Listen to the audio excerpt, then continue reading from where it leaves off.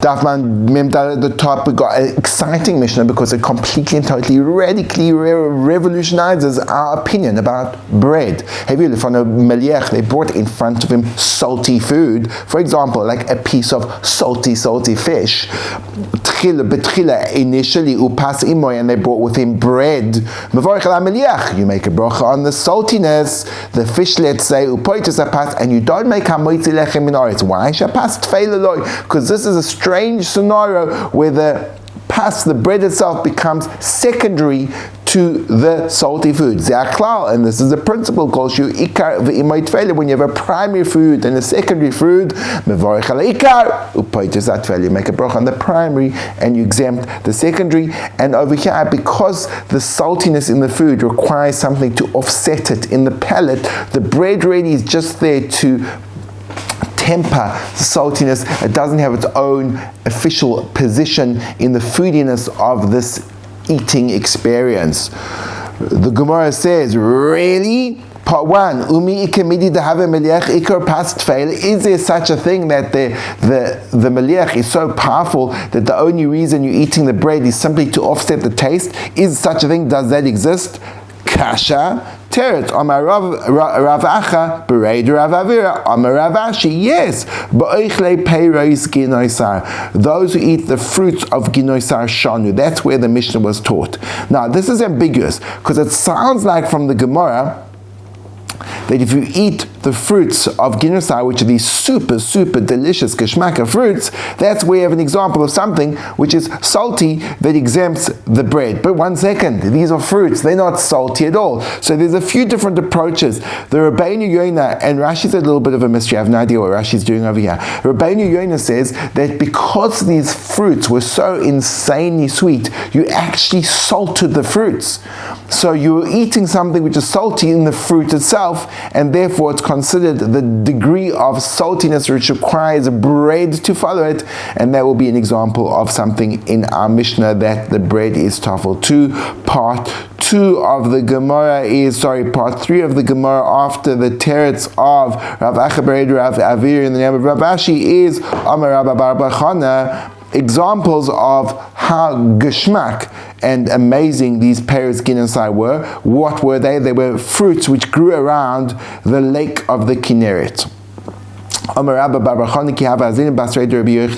When we would go after Rabbi Yochanan, the Meichel Peres Ginosar, to eat the fruits of Ginosar, when there were 100 of us, Menaktinan lay, we each picked for him, each and every one of us, Asora.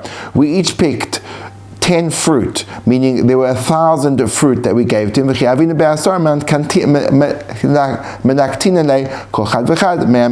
when there were 10 of us, we each picked him 100 fruits. And each of those 100 fruits would fill up a basket which was 3 saw big, which is approximately a saw is, I think, 1 saw, 3 saw, it's something like 20 kilograms,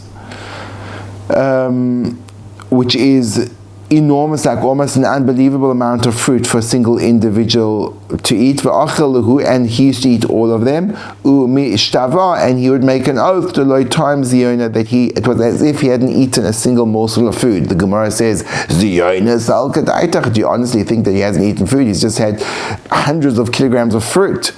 Rather, it means that he hasn't been satiated. These fruits were so delicious that even after eating huge amounts of fruit, he still felt like he hadn't eaten anything. He could eat so much more. Now, a lot of these Gemaras, we have to understand perhaps the esoteric meaning behind them.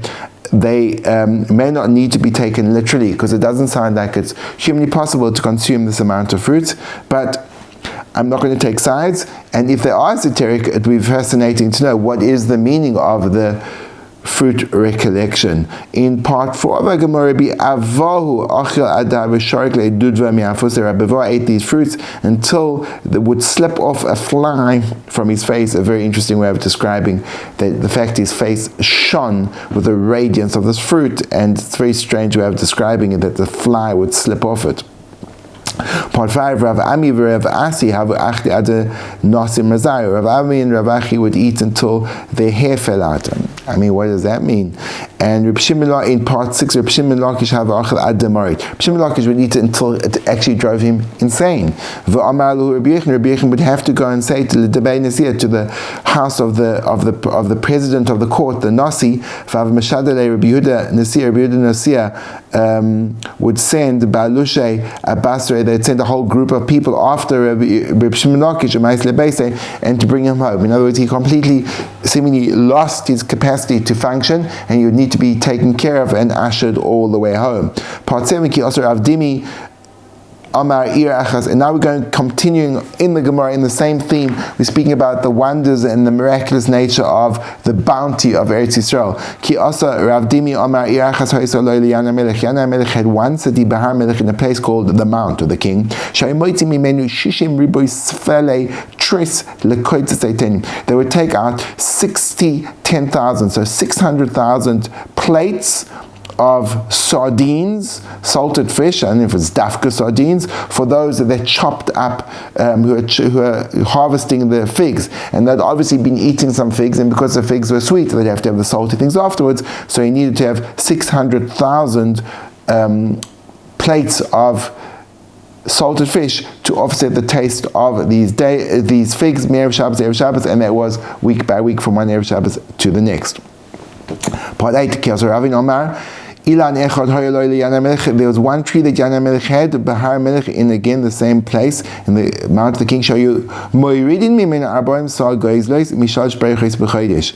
They would take out 40 sa'ah, which is a huge amount of chicks, from 3 broods per month. So there'd be these 3 broods, and the 3 broods would produce this gigantic amount of chicks, which seems completely out of whack. There was this place called Gufnis in Eretz Yisrael.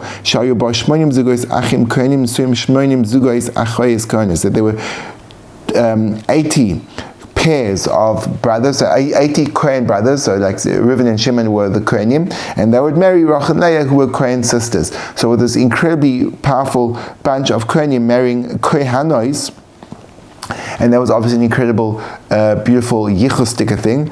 And interestingly enough, according to Rabbi Chassid, he says 2 brothers shouldn't marry 2 sisters, but you see explicitly in the Gemara, Aviyad was looked upon as a meritorious thing, at least in the context of Kohanim.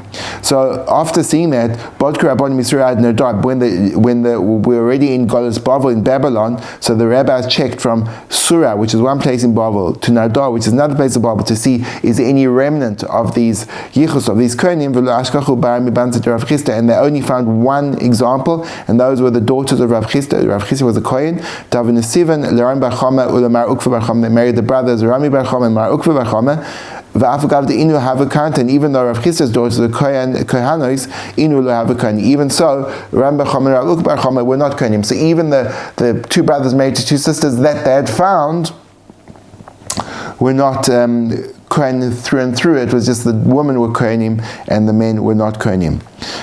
Concluding statement in this Gemara, Amarav part 10, Amarav called Su'uda, She'ein Ba'amelech Ein Su'uda. Any Su'uda which does not have in it salt is not considered Su'uda. And the final part, Amar Bichia in 11, Amar Bichia Ba'aba, Amar Bichia called Su'uda, She'ein Ba'Sorif Ein Su'uda. A Su'uda which doesn't have gravy is not considered a Su'uda. Interesting to know why not. It could be because salt creates a certain taste and sustainability. And over here, I always love having gravy. I didn't realize it was Gemara. Says the Mishnah, Achal te'enim v'rimonim.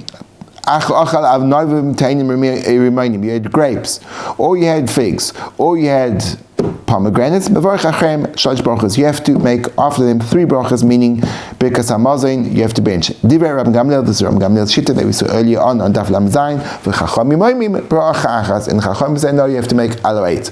Rabbi Kiva Omer, afil achal shelek v'umazoyna mevarich alav gimel brachos. Rabbi Kiva comes with this incredible chiddush that even if you had a cooked vegetable, but that was your staple, that's all you were eating, then you have to bench on it. In other words, according to Rabbi Kiva, benching is not dependent on being a particular type of food, but more on the purpose that the food's playing in your diet. Fascinating shitta from Rabbi Akiva.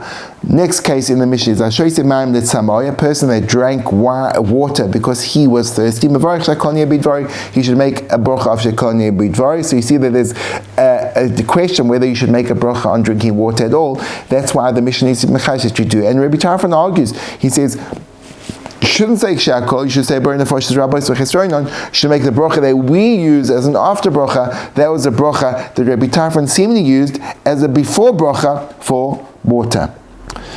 My time with Rabban Gamliel, now the Gemara is going to investigate the reasoning of Rabban Gamliel. Why did he say that you should bench after eating the 7 species even though they weren't breadified?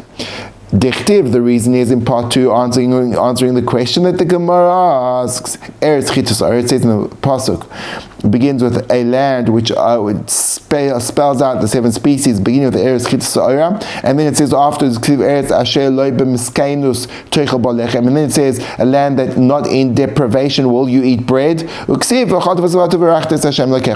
going on all of this, it says, and then you'll eat it, and you'll be satiated, and you'll bless. So everything previously in the Psukim is included in this bracha, which is the origin of Birkas Hamazon. So that's Rabban Gamliel's Shitta in part 2, answering the question. V'Rabbanan. The Gemara says, well, that sounds like it makes sense. According to the Rabbanan, why in the world do they say you only bless on bread? Answers the Gemara in part 4, Eretz Hifsika Inyan. Because it says before the words Asher Loi B'Miskenus, it put in the word the Eretz. Eretz means that we're starting a new chapter, a new topic, and therefore it's only going on what's spoken about last, which is bread, and therefore only bread gets a Birkas Hamazon. Rabban Gamliel. Rabban Gamliel, part 5, the Gemara says, "Why Nami Eretz Hifsika Inyan?" He must agree that Eretz is an interruption, and therefore how is he going to deal with that? In part 6, the Gemara answers, "Hu mivoile limute akoses asachit." He says, yes, it does, but it only has one consequence of this interruption, which is if a person chews and swallows raw wheat, so then he doesn't make a bracha of Birkas Hamazon on it, then he just would say, I would imagine, a bar nefashos, and that's why Eretz comes in there to say, not on everything do you say v'chat v'savat v'rachta, it's only on the 7 species when they're eaten in a elevated fashion, but if you eat and just chow down the grain, then not. Okay, that's the first 6 parts of the Gemara. We'll call that part A of the Gemara, and then we'll go on to part B. Amar Rabbi Yaakov bar Idi Amar Rabbi Chanina kol shemichameshes haminim betchila mevarich ala be'emim mizonos, anything which is of the 5 species of grain. And Rashi Abiyah says an interesting thing. He says the 5 species of grain are the primary ones are chit and soya, which is wheat and barley. But he says underneath that you've got kusmin, which is spelt, and he says kusmin is a species of wheat, and rye and oats are species of barley. So it actually says that all the 5 species of grain are essentially categorized under the 2 species spelled out in the pasuk, which is a important thing to note. So on all of these 5 species, you start off by saying and you end off with an alamichna. Part 2 of the sugya is Amar Rabba bar Mari Amar B'Shua ben Levi kol shemishivas aminim. Anything which is the remaining 5, meaning any mishivas aminim, apart from the kind of the 2 chitos that we just discussed, meaning the fruits. But chilim varich by per-eitz, you say ha'etz, which is on grapes, figs, dates, olives, and pomegranates. And then you make a bracha of al ha'etz. Part 3. My nihu bracha achas men shalosh. What do you say? What is this bracha that you say for Paris? Amarle replies in part 4. A pere de'etz. On the fruits of the tree, you say the following bracha. You say al ha'etz. On the tree, val prietz, on the fruit of the tree, al tnuvas sadeh, on the produce of the field, val eretz chemda tova rechova, and on the land which is desirable, it's good, it's broad, that you bequeathed to our forefathers, in order to eat from its fruits, and to be satiated from its goodness. Have mercy, Hashem, our God, on Israel, your folk, and on Jerusalem, your city, and on your temple, and on your altar, and you should rebuild Jerusalem, your holy city, speedily in our days, and you should take us up to it, and we will be happy in it, because you are good and you give good to all. That is the bracha of Ala Peres. Part 5, what do you say for the 5 species of grain? Etc. You say, instead of beginning with Ala Eitz or Peretz, you begin with Ala Michva Kalkala. And you concluded Al Aretz Al Michra, and you concluded Al Aretz Al Michra. So we've discussed the conclusion of Al Michra. What about the conclusion of the bracha that began with 8 and pre-8? Michtam b'may chasim. How do you conclude the bracha of 8? Do you include, Rashi explains, the Aretz and the Peres, or do you just pick one of the two? Ki aser Rav Dimim amar Rav Chasim b'rosh chodesh baruch m'kedesh Yisrael b'rosh chodashim hachamai. When Rav Dimi came, he said in the name of Rav on Rosh Chodesh, when you davening your musaf, so you say Mekadesh Yisrael Rosh Chodashim. So you see that there is a possibility to have a double-barreled ending of a bracha. Hachamai over here is a double-barreled, and you say Ala Aretz V'Ala Peres, or you just specify one of them. Part 7, Rav Chisda Amar Ala Aretz Al Peres. Rav Chisda says you say Ala Aretz Al Peres, so you do say both of them, and you say its fruits, meaning the fruits of the land. He says on the fruit and on the land and the fruits. And in part 8, Amar Rav Amram B'loi Pligi, there's actually a machlokes Halan V'Alahu. Rav Chisda that lived in Babylon, he says on its fruits, referring to the fruits of Israel, and Rabbi Yochanan who lived in Israel says on the fruits and just on the fruit stem. Must give in part 9 Rav Nachman Yitzchak. Rav Nachman Yitzchak had a tekasha inu achli v'anam v'varchim. The people in Eretz Yisrael eat the fruits of Eretz Yisrael, and we make the bracha on their fruits. That makes no sense. El ipuch, rather we have to switch it around. Rav Chisda Amar Aretz Al Peres. Rav Chisda was said on the land and on the fruits. Rabbi Yochanan Amar Aretz Al Peres, and it would be Rabbi Yochanan said on the land and on its fruits, because he was in Eretz Yisrael, and that's how we rule today. If you eat fruit from Eretz Yisrael, say Ala Peres. If you eat fruits from Chutz Aretz, you say Ala Aretz V'Ala Peres, and that is a Geshmaka Amud of Gemara. It's amazing how every Amud is just more joy, more wisdom, more connection to Torah and mitzvahs. Keep it up.